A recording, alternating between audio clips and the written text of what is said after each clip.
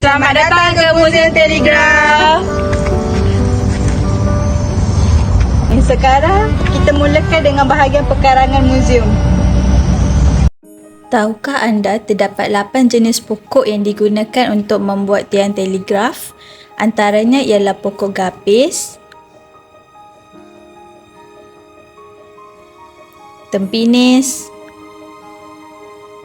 cengal, keruing, tembusu, gutaperca, pinang dan merbau. Antara jenis tiang telegraf ialah tiang telegraf kayu berbentuk bulat, tiang telegraf kayu berbentuk segi empat dan tiang telegraf besi.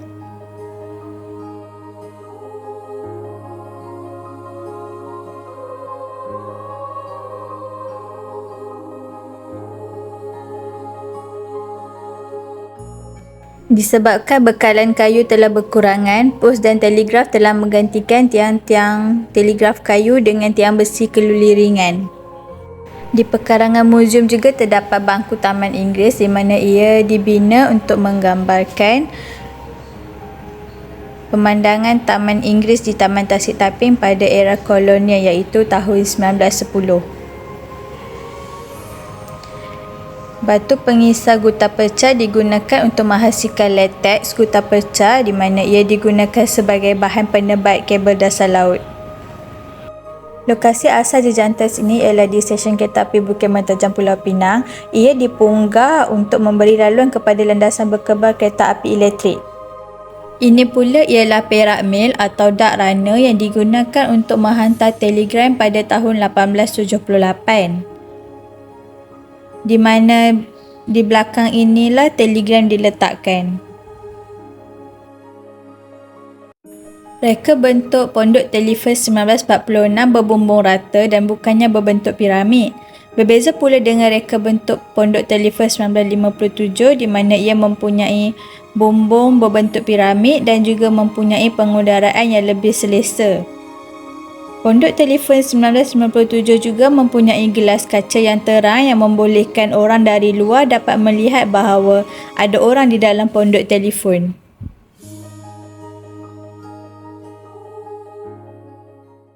Di bahagian kedua pula, kita akan lihat di bahagian bawah di dalam muzium. 1880, T.F. Tau dilantik sebagai penguasa pertama Jabatan Pos dan Telegraf Perak.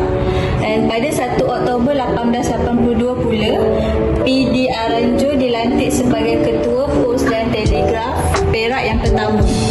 Ini ialah Hans Christian di mana dia yang menemui gelombang elektromagnetik. Kemudian Samuel Morse, Alfred Vail dan Leonard Gale ialah orang-orang yang telah mencipta satu sistem telegraf satu arus yang bolehkan isyarat elektrik dihantar melalui wayar kepada alat penerima di hujung wayar yang sama. Ini merupakan uniform pertama yang digunakan oleh penghantar telegram. Kalau anda dapat lihat, uniformnya masih berseluar pendek dan tulisan yang terdapat di topi penghantar telegram ni juga PNT iaitu Post and Telegraph.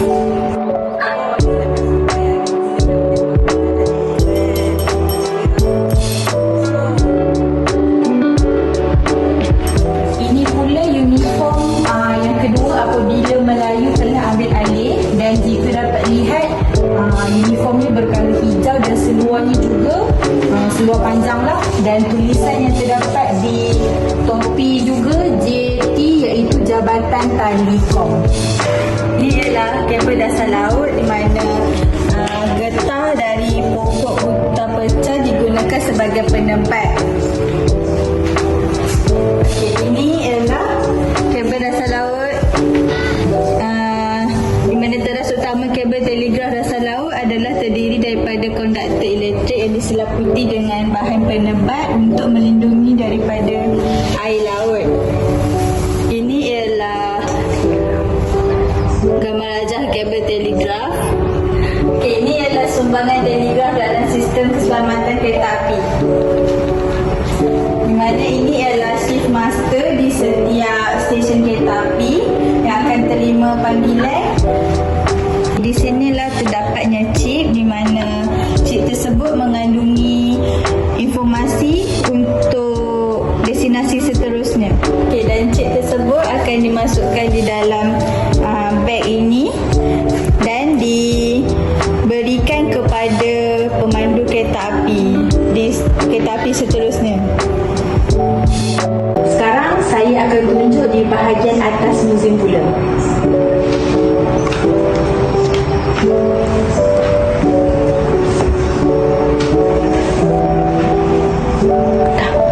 Ini pula adalah evolusi sebuah jenama, iaitu jenama Telekom lah. Kalau kita dapat tengok, bermula daripada 1874 PNT, iaitu Post and Telegraph, disusuli dengan Telekom Department 1946, 1957 Jabatan Telekom, 1961 JT, 1986 Syarikat Telekom Malaysia, 1990 Telekom Malaysia, 2005 TM, dan yang kini inilah logo yang paling terkini. Okey, ini ialah papan Swiss Teleprinter BPO nombor 13, di mana papan Swiss ini terdapat di bangunan-bangunan besar, di mana dia akan menghubungkan ke bahagian-bahagian lah. Contohnya ini bahagian 1, jika ingin menghubungi bahagian 1 dan disambungkan di sini, dan bahagian 2 di sini dan seterusnya lah. Reka bentuk muzium ini juga menampilkan seni bina gaya Queen Anne pada era 1880-an sehingga 1890-an. Rangka utama lantai di bahagian atas muzium ini juga berumur 130 tahun, iaitu dihasilkan daripada kayu merbau. Bumbungnya pula diperbuat daripada atap genting seramik, sementara dinding bangunan ini dilepa dengan bancuhan batu kapur.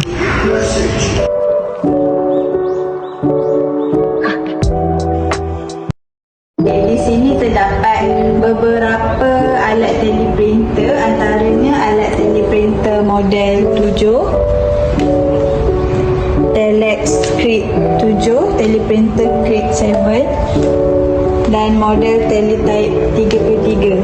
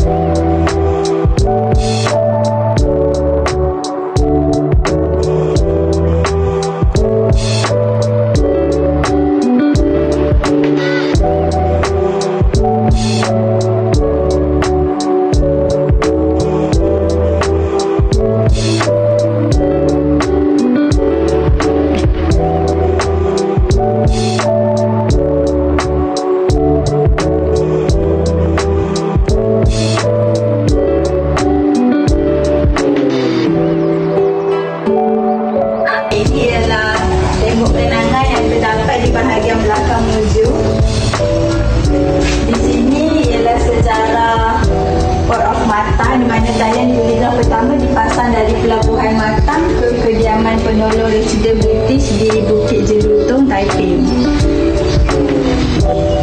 Ini pula pada tahun 1877 lalu talian telegraf pertama disambungkan dari Taipei ke Kuala Kangsar.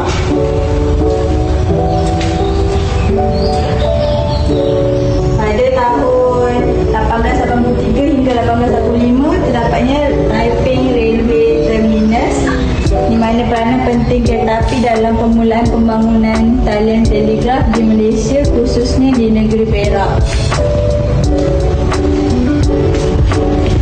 Pada tahun 1885 terdapat bangunan Post and Telegraph yang pertama di Malaysia. Ini ialah peta menunjukkan laluan telegraf, laluan talian telegraf, jalan kereta api, jalan kereta lembu atau kereta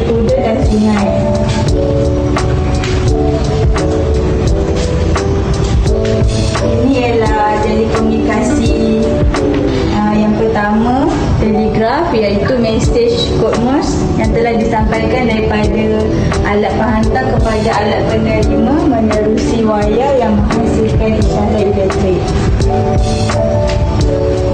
Tak ya.